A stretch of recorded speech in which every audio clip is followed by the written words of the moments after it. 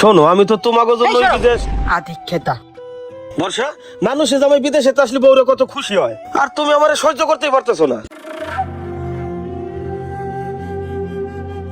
উঠো। এই চলো। আচ্ছা দাঁড়া দাঁড়াও, জামাই একটা ফোন দিয়ে নি, কিছু টাকার দরকার। হ্যালো, কি অবস্থা, কেমন আছো? আছি, বলো তুমি ভালো আছো? এই তো আছি মোটামুটি ভালো। শোনো, ছেলেরে ভর্তি করতে হবে তো, ওইখানে অনেক টাকার দরকার, আর আগামী মাসে আমার বান্ধবীর বিয়ে, আমি কিছু কেনাকাটা করব, তাই এই মাসে কিছু টাকা বাড়াই টাড়াই দিও, ঠিক আছে? আচ্ছা ঠিক আছে, দিমনে। বর্ষা, আমি বিদেশে পড়ে আছি কিসের জন্য? তোমাকে জন্যই তো পড়ে আছি। আচ্ছা, আমাকে পোলাটা কেমন আছে? হ্যাঁ হ্যাঁ আছে ভালো। আচ্ছা, কতদিন ধরে পোলাটারে দেই না। আচ্ছা, ওর দিকে একটু খেয়াল রাখো। আচ্ছা ঠিক আছে। আচ্ছা রাখো তাইলে। ওকে ওকে ঠিক আছে, রাখো। এই চলো।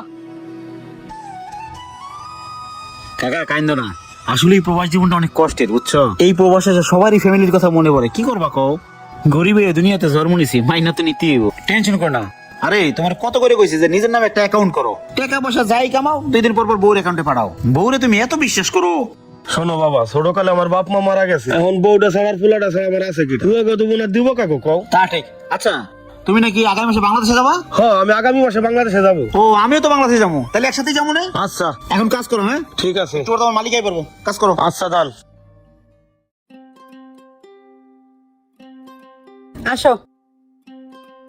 কি ব্যাপার, মোবাইলের দোকানে নিয়ে আসছো কেন? তুমি না বলছো তোমার একটা আইফোনের খুব শখ?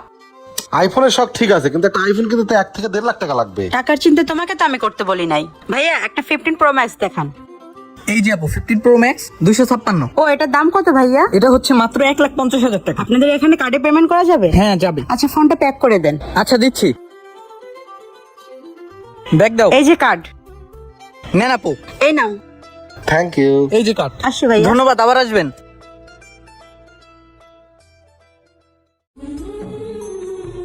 এলাকাটা কত পরিবর্তন হয়ে গেছে আগের চাইতে। কি রে, পড়ালেখা করস? তোর না কইছি পড়ালেখা করা লাগবে না? কামলার বাচ্চা কামলা, তোর বাপ কামলা দিয়ে বেড়ায়, আর তুই পড়ালেখা করে ব্যস্ত রবি। যা আমার লাগে এক গ্লাস পানি নিয়ে আয়। যাইতাছি আম্মু।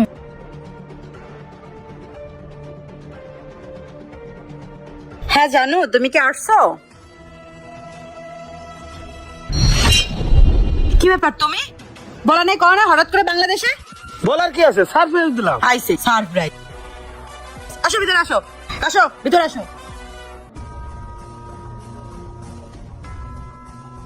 শালার বইরা আসার টাইম পাইলো না। বর্ষা, একটা জিনিস বুঝতেছি না, আমি বিদেশে আসার পর তুমি জানি আমার সাথে কেমন কেমন করতেছো। শোনো, আমি তো তোমাকে জন্য বিদেশ।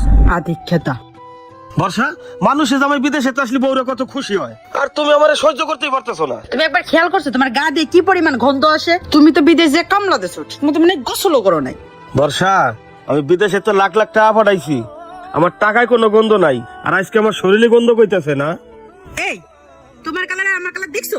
তোমার সাথে আমারে যায় শখ কত বুইরা বেটা। হাই তুমি থাকো তো, কাজ আছে আমার পার্লারে, আমি যাই।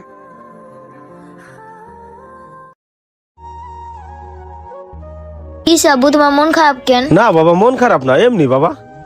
জানো আব্বু, আম্মু না আমার সাথে অনেক খারাপ ব্যবহার করে, আমাকে অনেক মারধর করে, ঠিক মতন খাইতে দেয় না, আমার পড়ালেখা সব বন্ধ করে দিছে, আমাকে দিয়ে কাজ করায়। আমি ছোট মানুষ, আমি কি কাজ করতে পারি বাবা বলো? হ্যাঁ শোনা বলো।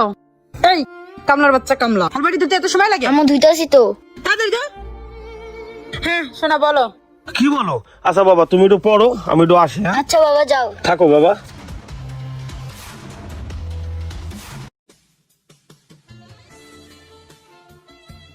কি ব্যাপার, এটা আমি চাচার বউ না? আর এক পোলা কি করে? চাচার একটা ফোন দেই। হ্যালো, কে? আমি চাচা, আমি মুন্না, ভালো আছো তুমি? হ্যাঁ বাবা, ভালো আছো? চাচা, ভাবি কোথায়? বেয়াদব, আমার কই চাচা আর আমার বউরে কই ভাবি। ও সরি সরি, চাচি কোথায়? হ্যাঁ তো একটু পার্লারে গেল।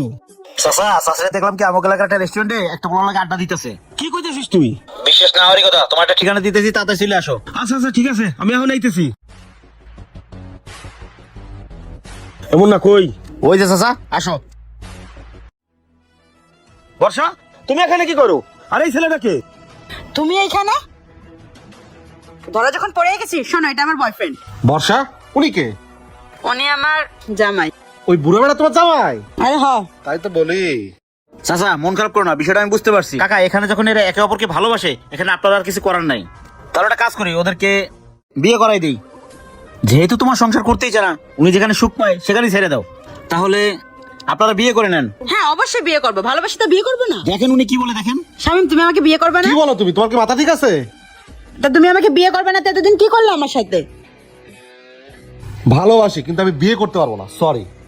আর উনার মতো একটা বুড়া বেটার বউর আমি বিয়ে করবো, তুমি কি করে ভাবলা? বর্ষা ম্যাডাম, প্রবাসীর গায়ে গন্ধ আসে কিন্তু প্রবাসীর টাকায় গন্ধ আসে না।